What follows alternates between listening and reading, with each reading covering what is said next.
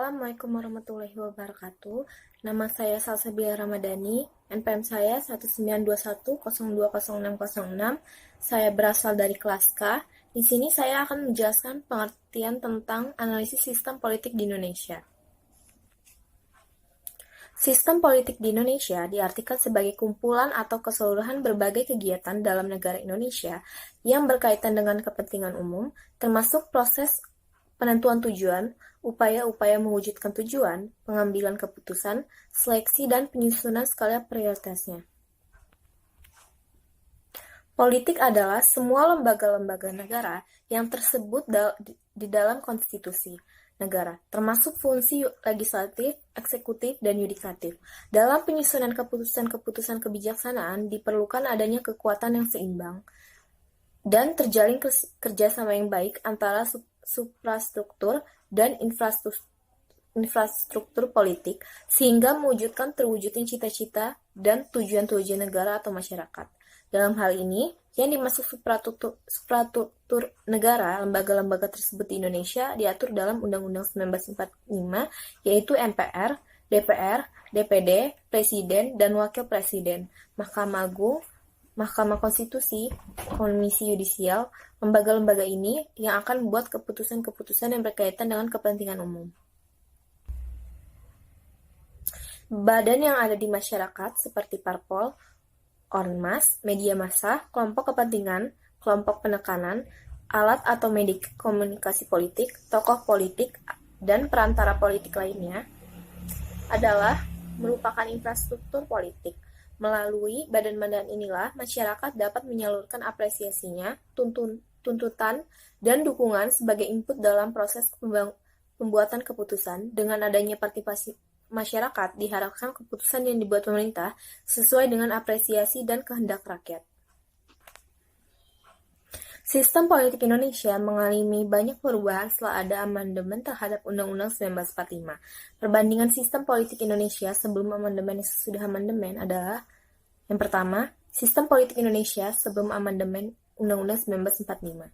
Indonesia adalah negara kesatuan yang berbentuk republik. Hal ini berarti bahwa kedaulatan berada di tangan rakyat dan sepenuhnya dijalankan oleh MPR. Indonesia menganut sistem pemerintahan presidensial, artinya presiden berkedudukan sebagai kepala negara dan kepala pemerintahan. Undang-Undang 1945 adalah konstitusi negara Indonesia yang mengatur kedudukan dan tanggung jawab penyelenggaraan negara, kewenangan, tugas, dan hubungan antara lembaga-lembaga negara. Undang-Undang 1945 juga mengatur hak dan kewajiban warga negara. Lembaga legislatif terdiri atas MPR yang merupakan lembaga tertinggi negara dan DPR. Lembaga eksekutif terdiri atas presiden menjalankan tugasnya yang dibantu oleh seorang wakil presiden, serta lembaga yudikatif menjalankan kekuasaan kehakiman yang dilakukan oleh Mahkamah Agung sebagai lembaga kehakiman tertinggi bersama badan-badan kehakiman lainnya yang berada di bawahnya. Yang kedua, sistem politik Indonesia setelah amandemen Undang-Undang 1945. Pokok-pokok sistem politik Indonesia setelah amandemen 1945 adalah: yang pertama, berbentuk negara adalah kesatuan, sedangkan bentuk pemerintahan adalah republik. Indonesia terdiri dari 38 negara. Yang kedua, kekuasaan eksekutif berada di tangan presiden. Yang ketiga, tidak ada lembaga tertinggi dan lembaga tinggi negara. Yang ada lembaga-lembaga negara seperti MPR, DPR, DPD, BPK, Presiden, MK, KY, dan MA.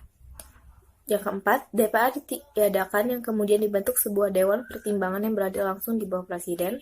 Yang kelima, kekuasaan berbentuk undang-undang ada di tangan DPR. Selain itu, DPR menetapkan anggaran belanja negara dan mengawasi jalannya pemerintahan.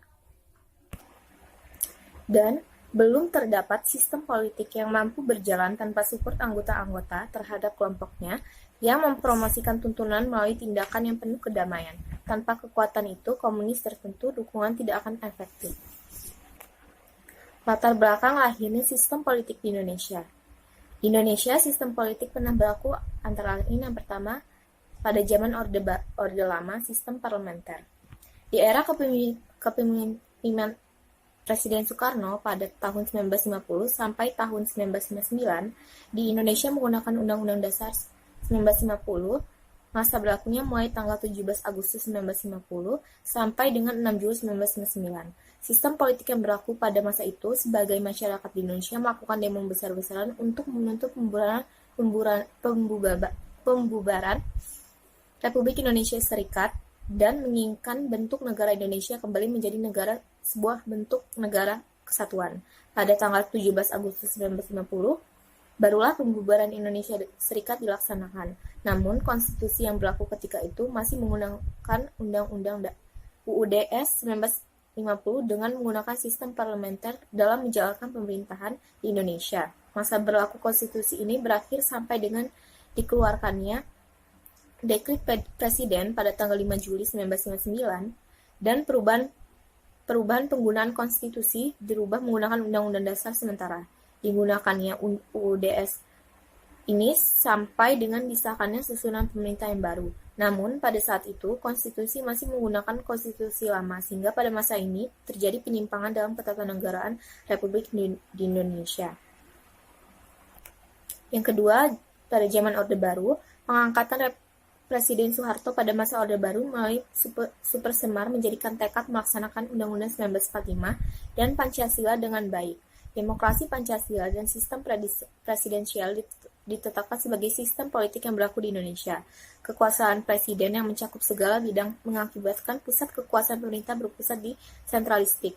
Pengaruh kepemimpinan seorang presiden mengakibatkan demokrasi yang sesungguhnya tidak terlaksanakan. Tidak adanya pengaturan masa jabatan di pemerintahan mengakibatkan proses politik yang tidak sesuai dengan aturan yang berlaku. Masa jabatan pejabat di pemerintahan seolah-olah didoktrin seumur hidup. Selama masih menjadi rekan kerja yang baik oleh Presiden, jumlah partai yang ada dibatasi dan suara partai yang berbeda dengan Presiden dianggap sebagai oposisi yang membahayakan pemerintah. Kedudukan anggota DPR hanya sebagai pendukung Presiden dan tidak lagi membuat fungsi sebagai pembuat kebijakan. Masa pemerintah Orde Baru berakhir pada tanggal 21 Mei 1998 dengan mundurnya Soeharto sebagai Presiden Republik Indonesia dan digantikan oleh wakilnya yakni B.J. Habibie menjadi Presiden Republik Indonesia. Baiklah, sekian dari saya. Wassalamualaikum warahmatullahi wabarakatuh.